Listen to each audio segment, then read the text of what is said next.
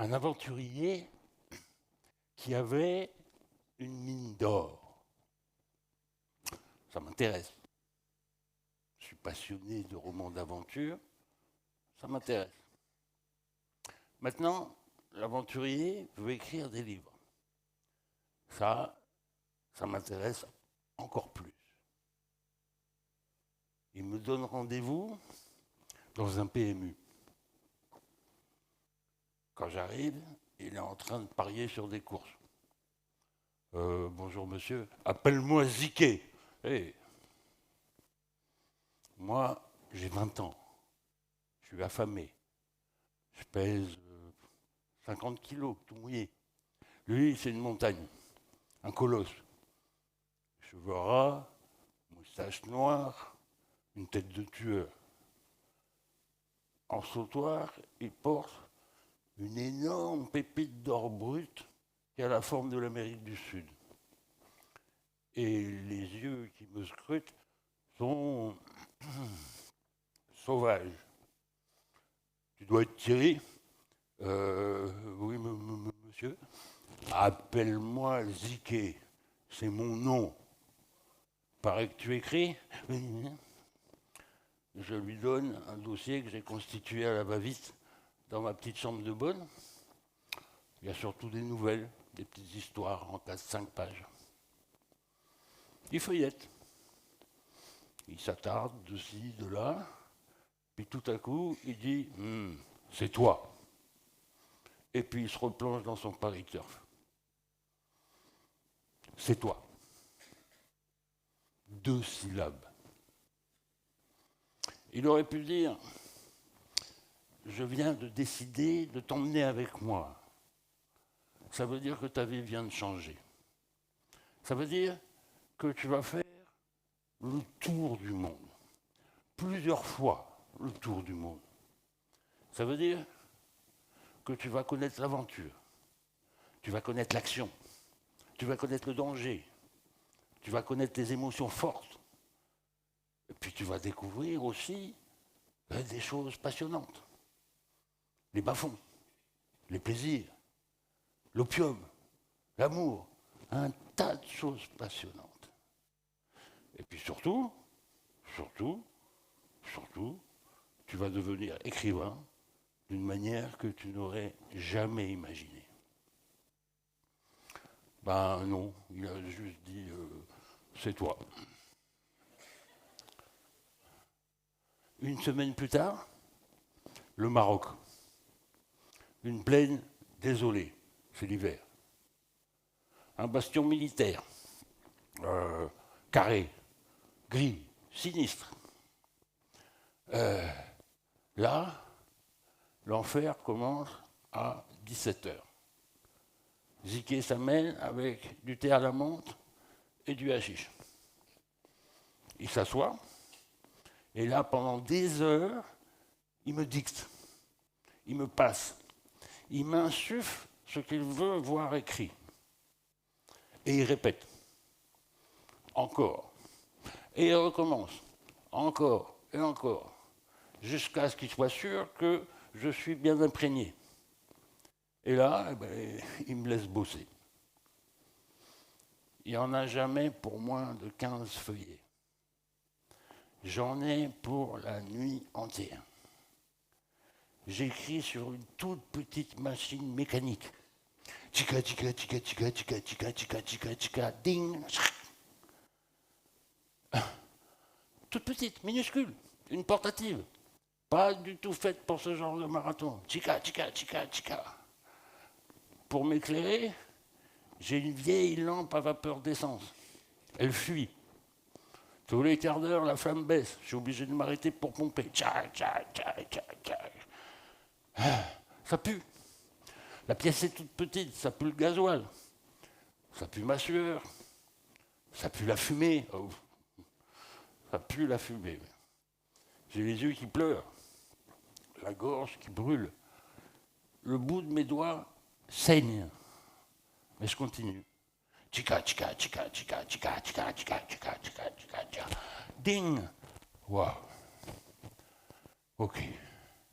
Au petit matin, j'amène ces 15-20 pages à Monsieur Ziquet. Je bois du café. Lui, il lit très attentivement. C'est pas mal. T'en es bien tiré. Il y a quand même 2-3 petites choses. Oh, intérieurement, je hurle. D'abord, dans sa bouche, 2-3 petites choses. Ça veut dire une bonne vingtaine de corrections. Ensuite, à l'époque, le traitement de texte, c'est de la science-fiction. Correction, ça veut dire taper la nouvelle phrase, couper une bande, la coller comme une rustine, décaler un paragraphe, recaler l'autre. Le plus souvent, ça ne tombe pas juste. Il faut retaper la page. Souvent même, il faut tout retaper. Bon, vers 3 heures, en général, je peux manger un morceau et me taper une petite sieste. Puis arrive 5 heures, Ziquet, le thé à la menthe, le hashish, c'est reparti. Pendant les 5 mois que ça a duré dans ce bled, j'ai pris la mesure de Ziquet. C'est une sorte de Jack London, un Joseph Kessel, Henri de Montfred, un type qui a dans la tête le projet le plus novateur en termes de littérature d'aventure qu'on n'ait pas vu depuis des décennies. C'est un génie. En même temps, j'ai pris la démesure du personnage. Parce que démesuré, il l'est. En tout. En tout et son contraire. Il est épouvantable. Vraiment épouvantable. Et merveilleux. Vraiment merveilleux. Merveilleux et épouvantable. Tyrannique et généreux. Brutal et sympa. Terrorisant et cool. Grossier et raffiné. Il est immoral. Il est exagéré. Il est hors limite, hors catégorie. Pour résumer, il est complètement fou. Donc, pendant ces 5 mois, j'ai aussi réfléchi à ma propre situation. Me voilà devenu la cheville ouvrière des bouquins d'aventure les plus fous et les plus géniaux que j'ai jamais lus, que j'ai même jamais pensé lire. Et ma conclusion, c'est que je veux que ça continue. Et si je dois devenir cinglé moi aussi dans cet exercice, eh ben, pourquoi pas? Le premier livre signé Ziquet s'intitule Oro. C'est l'histoire de sa fameuse mine d'or au Costa Rica, en Amérique centrale. Il est publié au printemps 1985 par Hachette Littérature, que dirige alors l'éditeur Jean-Claude Lattès. Mi-mai, premier signe de succès. Un super reportage dans Paris Match. Super. Une dizaine de pages, bonnes photos, bon texte, impeccable. Au mois de juin, suite à cet article, Ziquet est invité à ce qui est alors l'émission littéraire phare de la télévision française, Apostrophe, présentée par Bernard Pivot. Et à partir de là, ben c'est la folie. Voilà, la folie. En 24 heures, Oro devient un phénomène. Il y en a dans toutes les librairies, par pile, en vitrine. Dans les FNAC, c'est carrément des montagnes. Les gens en parlent beaucoup. Quand on s'installe dans un café, il y a souvent quelqu'un qui l'a ou qui le lit et puis qui vient chercher une dédicace. L'imprimeur est obligé de pousser ses machines pour répondre à la demande. La presse, enthousiaste. Le best-seller surprise de l'été. L'aventurier décroche la timbale.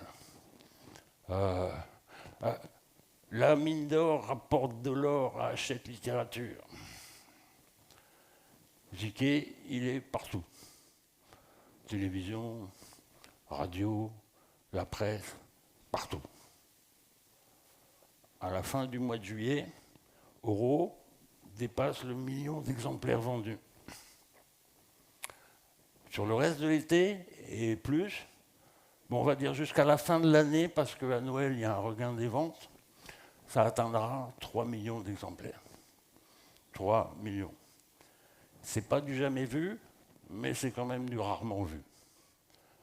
Et puis c'est un joli magot. Multiplié par 20 balles, c'est pas mal.